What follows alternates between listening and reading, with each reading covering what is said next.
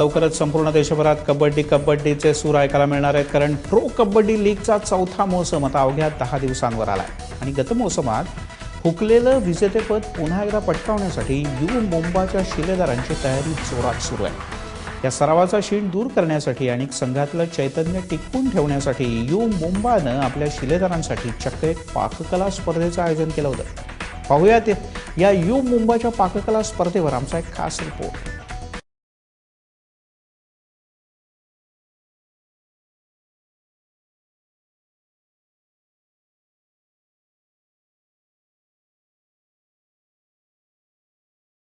Courtyard Marriott या मुंबईमधल्या एका पंचतारांकित हॉटेलच्या किचनमध्ये आपलं पाककौशल्य दाखवून देणारे हे बल्लवाचार्य आहेत यू मुंबाचे कबड्डीवीर।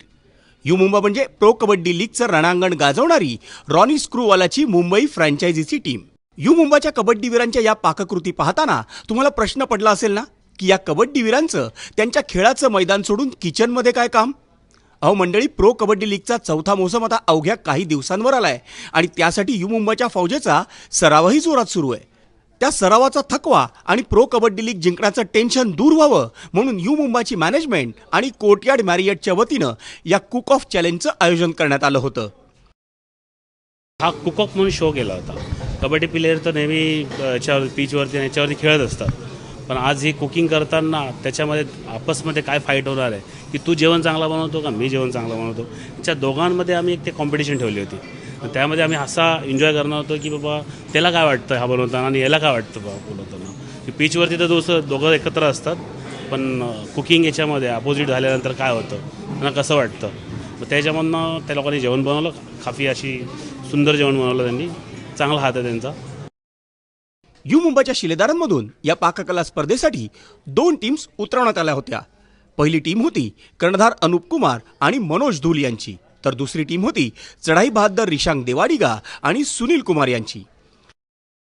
या दोन्ही जोड्यांनी या स्पर्धेत आपलं पाककौशल्य पणाला लावलं।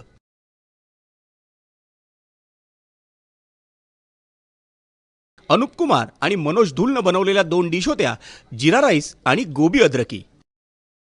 मनोज ने सब पहले इसको पता था कैसे बनाना है, कुछ सैफ ने थोड़ा मदद किया। सबसे पहले हमने जो जीरा राइस बनाया उसमें, और हमने जो गोभी अदरकी बनाई उसमें सबसे पहले गोभी को फ्राई किया। उसके बाद हमने पूरा तड़का जो कांदा वगैरह उसमें ऑयल में डाल के उसको फ्राई करके सब तड़का रेडी करके उसमें फिर गोभी को डाल दिया और उसको फ्राई कर दिया, बस ऐसे गोभी बनाई। रिशांग देवाडिगा आणि सुनील कुमारच्या हातांनी दाल तडका आणि आलू भेंडीला न्यारी चव आणली होती। काहीच प्लॅन केलं नव्हतं, मला हे पण माहीत नव्हतं की मी आज जेवण बनवणार आहे करून। मला आज सकाळी सांगितलं गेलं की तुला काय ते करायचं आहे। मग इथे आल्यावरती माहिती पडलं की काय डिश बनवायचे आहेत, तर आम्ही डिसाईड केलं, दोघांनी मिळून आम्ही बसलो आणि म्हणजे हे केलं, डिस्कस केलं की कसं करायचं काय करायचं, आणि त्या प्रकारे आम्ही दोन्ही डिश बनवल्या, चांगल्या डिश झाल्या। यू मुंबाच्या कबड्डीवीरांनी बल्लवाच्या भूमिकेत शिरून बनवलेला कोणता पदार्थ सर्वात रुचकर होता याचा निर्णय रविशंकर शर्मा आणि संजय कचवे या शेफ द्वयीनं यू मुंबाच्या भास्करन आणि रवी शेट्टी या प्रशिक्षकांशी चर्चा करून घेतला।